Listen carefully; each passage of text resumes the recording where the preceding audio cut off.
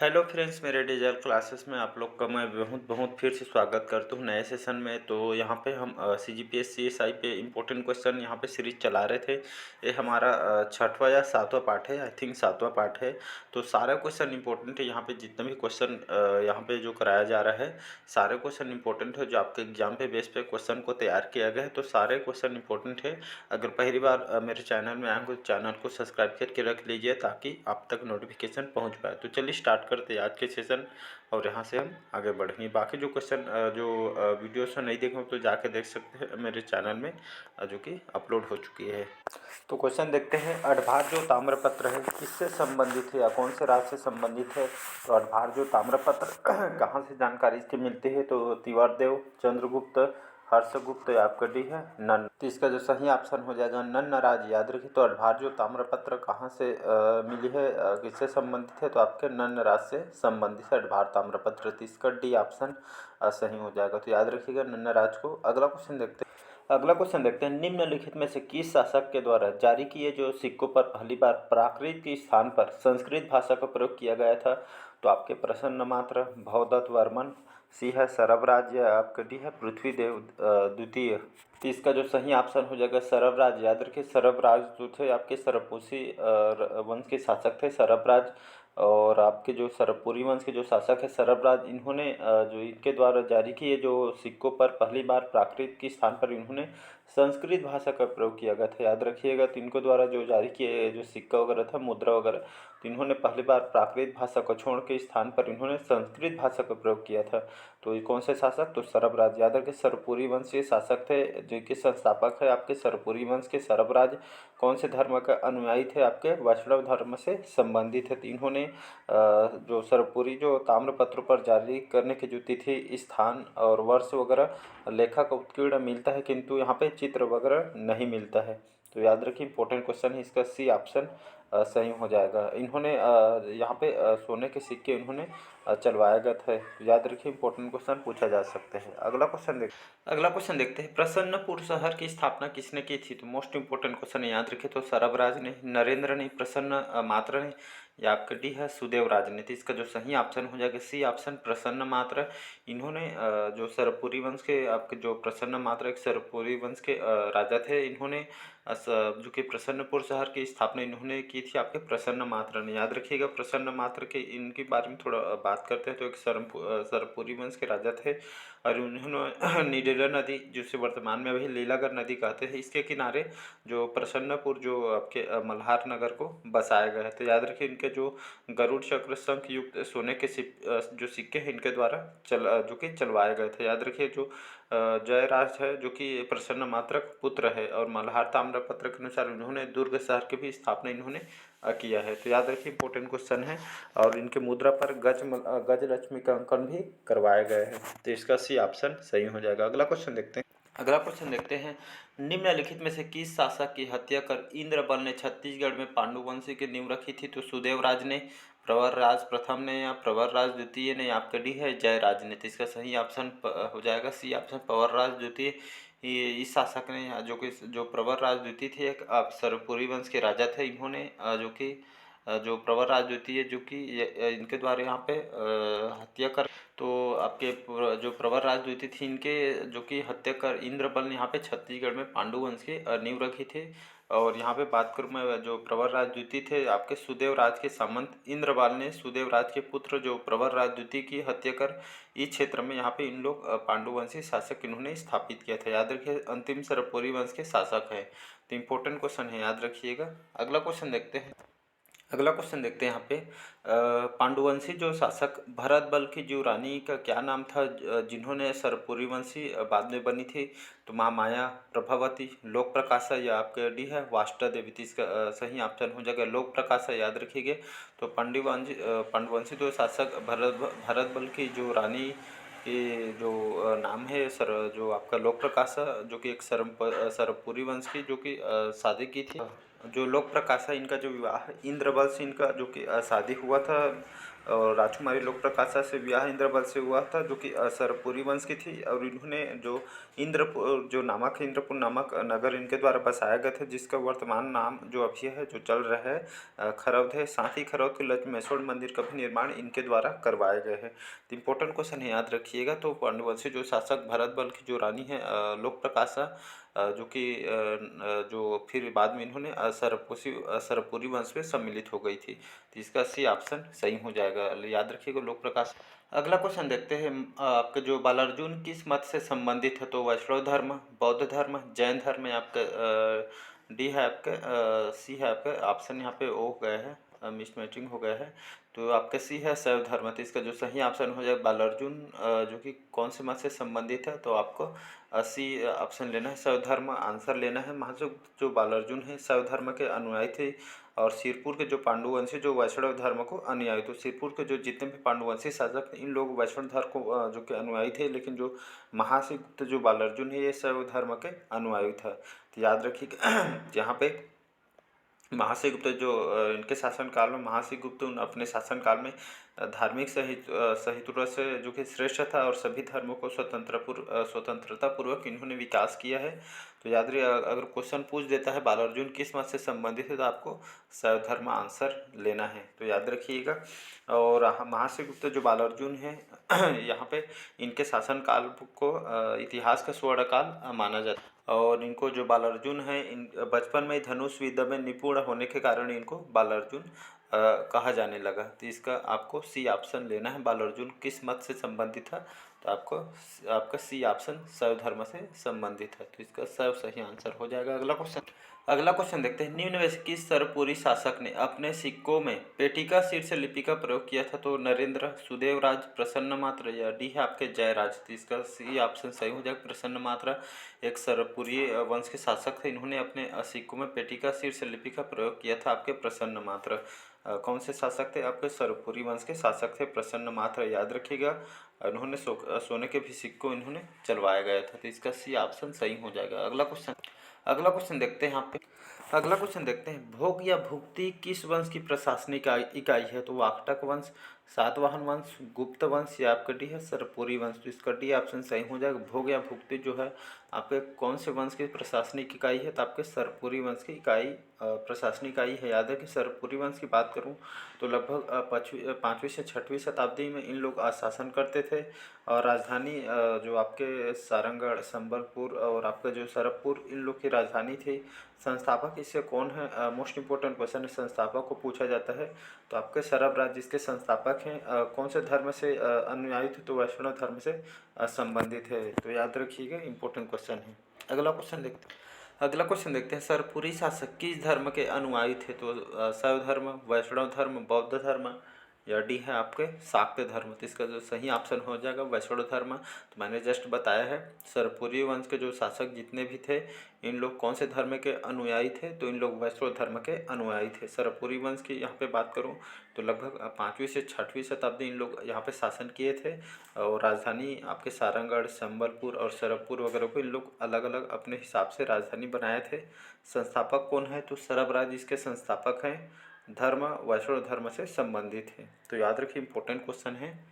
तो इसका भी ऑप्शन सही हो जाएगा। अगला क्वेश्चन देखते हैं, राजर्षि तुल्य वंश की राजमुद्रा क्या थी? तो गजलक्ष्मी, सिंह, सोने के गरुड़, शंख व चक्र अंकित मुद्रा, या डी है इनमें से कोई नहीं। इसका जो सही ऑप्शन हो जाएगा बी ऑप्शन, सिंह। तो राजर्षि तुल्य कुलवंश की जो राजमुद्रा कौन सी थी? तो उनकी जो राजमुद्रा आपकी सिंह थी। याद रखिए, राजर्षि तुल्य कुलवंश की बात करूं तो राजधानी इनको आरंग थी। याद रखिएगा, शासनकाल में लगभग 4वीं से 6वीं शताब्दी इन लोग शासन करते थे। उपाधि भी दी गई है इनको, राज्य योगी इनको तो उपाधि दी भी गई है। और आरंग अभिलेख भीमसेन द्वितीय से यहाँ से स्त्रोत जो कि पता चलता है यहाँ से। और इस अभिलेख में राजर्षि तुल्य वंश के शासकों के बारे में जानकारी मिलती है। इसके प्रमुख शासक हैं आपके सुरा, दैत प्रथम, विभीषण, भीमसेन प्रथम, दैत द्वितीय, भीमसेन द्वितीय। ये आपके महत्वपूर्ण राजर्षि तुल्य कुल वंश के आपके शासक है। इस राज्य के जो प्राचीन काल में सर्वप्रथम राजवंश स्थापित था। तो याद रखिएगा, इंपॉर्टेंट क्वेश्चन है, इसका बी ऑप्शन सही हो जाएगा।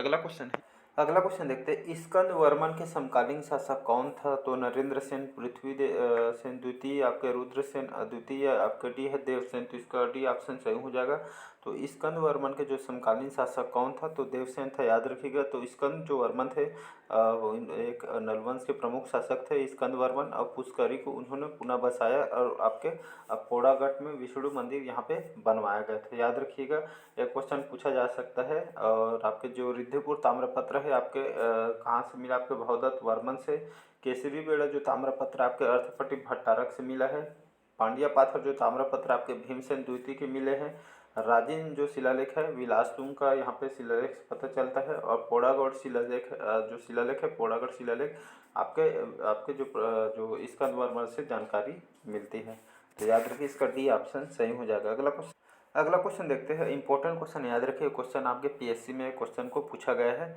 तीवर देव किसके अनुयायी था? तो वैष्णव धर्म का, शैव धर्म का, शाक्त धर्म का, या डी है आपके जैन धर्म का। तो इसका जो सही ऑप्शन हो जाएगा वैष्णव धर्म का। तीवर देव जो शासक थे आपके सिरपुर के पांड्यवंशीय शासक है तीवर देव।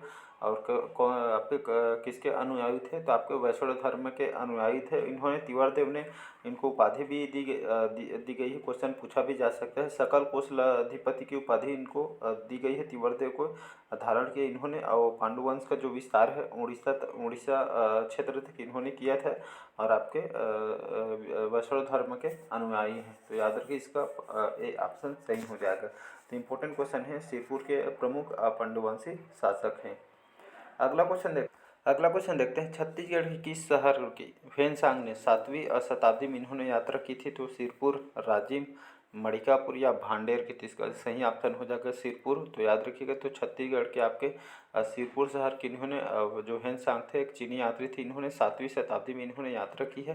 तो इनके शासनकाल में जो महाशिवगुप्त बालार्जुन के शासनकाल में इन्होंने प्रसिद्ध जो चीनी यात्री ह्वेनसांग ने इन्होंने लगभग 7वीं शताब्दी में इन्होंने 639 ईस्वी में सिरपुर और मल्हार की इन्होंने यात्रा की थी। और यहाँ ह्वेनसांग ने जो यात्रा का वर्णन उनकी जो पुस्तक है सी यूकी में इन्होंने की है, जिसमें छत्तीसगढ़ को कियासलोक नाम से इन्होंने वर्णित किया गया है। तो यहाँ से क्वेश्चन पूछा जा सकता है किसके शासनकाल में? तो आपके महाशिवगुप्त बालार्जुन आंसर लेना है। तो इसका ए ऑप्शन सही हो जाएगा। याद रखिए इंपॉर्टेंट क्वेश्चन है। अगला क्वेश्चन देखते हैं यहाँ पे, प्राचीन काल में निम्नलिखित किस राजवंश ने इस राज्य पर शासन नहीं किया है? तो सरपुरी वंश, पांडु वंश, नल वंश या डी है आपके मौखरी वंश। तो इसका जो सही ऑप्शन हो जाएगा डी ऑप्शन। तो यहाँ पे नहीं है पूछा गया है, नहीं किया है, यहाँ पे राज पूछा गया है। तो प्राचीन काल में यहाँ पे जो आपका जो मौखरी राजवंश है इस राज्य में शासन नहीं किया है। बाकी आपका जो सरपुरी वंश, पांडु वंश और आपका जो नल वंश है, इन तीनों जो राजवंशों ने प्राचीन काल में छत्तीसगढ़ में यहाँ पे शासन किए हैं। बाकी जो मौखरी राजवंश है प्राचीन काल में इन राजवंश ने यहाँ पे शासन नहीं किया है। तो सरपुरी, पांडु, नल वंश ये आपके सही हैं। बाकी जो मौखरी राजवंश है इन्होंने प्राचीन काल में यहाँ पे शासन नहीं किया है। तो यहाँ पे पूछा है शासन नहीं किया, तो आपका डी ऑप्शन सही हो जाएगा। बढ़ते हैं अगले क्वेश्चन तरफ। अगला क्वेश्चन देखते हैं, किस वंश के शासकों ने अपने ताम्रपत्र में किसी संवत या कैलेंडर का उपयोग नहीं किया था? तो आपके सरपुरी वंश, पांडु वंश, सोमवंश या डी है आपके नल वंश। इसका जो सही ऑप्शन हो जाएगा सरपुरी वंश। तो सरपुरी वंश के जो शासकों ने अपने जो ताम्रपत्र में इन्होंने किसी भी प्रकार का संवत या कैलेंडर का उपयोग नहीं किए थे सरपुरी वंशी शासक ने। याद रखिएगा। इसके संस्थापक कौन है सरपुरी वंश के? तो संस्थापक आपके सरवराज कौन से धर्म के अनुयायी थे? तो वैष्णव धर्म से संबंधित है। क्वेश्चन यहाँ से पूछा भी गया आपके पीएससी में। अगला क्वेश्चन देखते हैं, किस अभिलेख के अनुसार वाकटक जो नरेश थे पृथ्वीसेन इन्होंने अर्थपति भट्टारक को पराजित किया था? आपके केसरीगढ़ अभिलेख में, पोड़ागढ़ अभिलेख में, आपके रिद्धिपुर अभिलेख में या डी है इनमें से कोई नहीं। इसका जो सही ऑप्शन हो जाएगा केसरीगढ़ अभिलेख। तो इस अभिलेख के अनुसार जो वाकटक जो नरेश थे पृथ्वीसेन ने अर्थपति भट्टारक को इन्होंने पराजित किया था। आपके केसरीगढ़ अभिलेख से पता चलता है। तो याद रखिए पृथ्वीसेन जो कि एक प्रमुख वाकटक वंश के राजा थे। पृथ्वीसेन और केसरीगढ़ अभिलेख के अनुसार जो राजा पृथ्वीसेन ने नलवंशी जो राजा अर्थपति भट्टारक को इन्होंने पराजित किया था। तो इसका ए ऑप्शन सही हो जाएगा। तो इंपॉर्टेंट क्वेश्चन याद रखिएगा। अगला क्वेश्चन देखते हैं। यहाँ से क्वेश्चन पूछा जाता है, इंपॉर्टेंट क्वेश्चन है आईएमपी है, याद रखिए। किस शासक ने पाली के बाण वंश की स्थापना की थी? तो विक्रमादित्य ने, मल्लदेव ने, सोमराज ने या डी आपके बोपदेव ने। तो इसका जो सही ऑप्शन हो जाएगा जो बाण वंश के जो आपके जो मल्लदेव इन्होंने पाली के बाण वंश की स्थापना इनके द्वारा किया गया था। लगभग 9वीं सदी में संस्थापक है आपके महामंडलेश्वर मल्लदेव इनको कहा जाता है। आपको विक्रमादित्य में कन्फ्यूजन नहीं होना है, आपको मल्लदेव आंसर लेना है। संस्थापक पूछा गया है तो पाली के बाण वंश की स्थापना मल्लदेव महामंडलेश्वर जो मल्लदेव ने इनकी स्थापना किया था। बाण वंशी शासक थे और राजधानी कहाँ को बनाया था तो पाली को बनाया गया था। यहाँ से क्वेश्चन और पूछा जा सकता है विक्रमादित्य से। तो विक्रमादित्य जो थे इन्होंने 9वीं सदी में पाली के शिव मंदिर का निर्माण इन्होंने करवाया था, जिसका जीर्णोद्धार कलचुरी शासक जाजरलद्दु प्रथम ने करवाया था, बनवाया था आपके विक्रमादित्य ने, एक बाड़ेवंशी शासक थे। लेकिन जो इनके द्वारा शिव मंदिर का निर्माण करवाया गया था। लेकिन यहाँ पे क्वेश्चन घुमा के पूछ देता है कि जो पाली के जो शिव मंदिर का जीर्णोद्धार कलचुरी शासक किसने करवाया है, तो आपको जाजरलद्दु प्रथम आपको आंसर लेना है। तो बनवाया था आपके विक्रमादित्य, लेकिन जो जीर्णोद्धार का जो काम है जाजरलद्दु प्रथम ने करवाया था। तो याद रखिएगा पाली के जो प्रशस्त मंदिर का भी निर्माण इनके द्वारा करवाया गया है। तो आपके त्रिपुरी के जो कलचुरी शासक शंकरगढ़ द्वितीय ने विक्रमादित्य को पराजित कर इस वंश को समाप्त कर दिया था। तो यहाँ से इंपॉर्टेंट क्वेश्चन बनते हैं, तो आपको बी ऑप्शन सही हो जाएगा। अगला क्वेश्चन देखते हैं। कांकेर के सोमवंश से संबंधित ताम्रपत्र है। अठबार ताम्रपत्र, संजन ताम्रपत्र, तहनकमार, ये यहाँ पे टाइपिंग मिस्टेक है आपका, ये आपका सिहावा ताम्रपत्र है। तो याद रखिए इसका आपका सिहावा आपका ताम्रपत्र है। डी है आरंग ताम्रपत्र। इसका जो सही ऑप्शन हो जाएगा कांकेर के जो सोमवंश से जो संबंधित ताम्रपत्र जो मिला है आपका सिहावा ताम्रपत्र मिलता है। याद रखिए टाइपिंग मिस्टेक है यहाँ पे, तो आपका सिहावा ताम्रपत्र यहाँ से जानकारी मिलती है। कांकेर के सोमवंश लगभग इसके संस्थापक कौन है, तो सिंहराज इसके संस्थापक है कांकेर के सोमवंश के। तो याद रखिए इनके जो प्रमुख शासक थे आपके व्याघ्रराज, वोपदेव, कड़राज इसके प्रमुख सोमवंशी कांकेर के सोमवंशी शासक हैं। याद रखिएगा इंपॉर्टेंट क्वेश्चन। कांकेर एक शासक भानुदेव का भी लेख यहाँ से मिलता है। तो इसका सी ऑप्शन सही हो जाएगा। सिहावा ताम्रपत्र में इनकी जानकारी मिलता है। तहन का पारा लिखा है, टाइपिंग मिस्टेक हो तो उसको सुधार लीजिएगा। अगला क्वेश्चन देखते हैं। तो आज के सेशन यहीं तक रखते हैं। वीडियो बहुत ही लंबा हो जाएगा, इसलिए बाकी जो क्वेश्चन हम कल कवर करें सारे क्वेश्चन इसको रिवीजन भी करिए ताकि आप तो सारे क्वेश्चन बन पाएँ। तो चलिए बस आज के लिए इतना ही। अच्छा लगे चैनल को लाइक सब्सक्राइब और कमेंट कीजिए और अपने यार दोस्तों को भी जो कम से कम उनको भी शेयर कीजिए ताकि लोग भी इसका लाभ उठा पाए। तो चलिए मिलते हैं इसी तरह मैं नेक्स्ट पार्ट लेकर आऊँगा। सारे क्वेश्चन इंपॉर्टेंट यहाँ से डेफिनेटली आपसे अच्छे क्वेश्चन यहाँ पे कवर कर पाएंगे, स्कोरिंग कर पाएंगे। इंपॉर्टेंट क्वेश्चन मैं लेके आता हूँ। तो चलिए बस आज के लिए इतना ही। Thank you.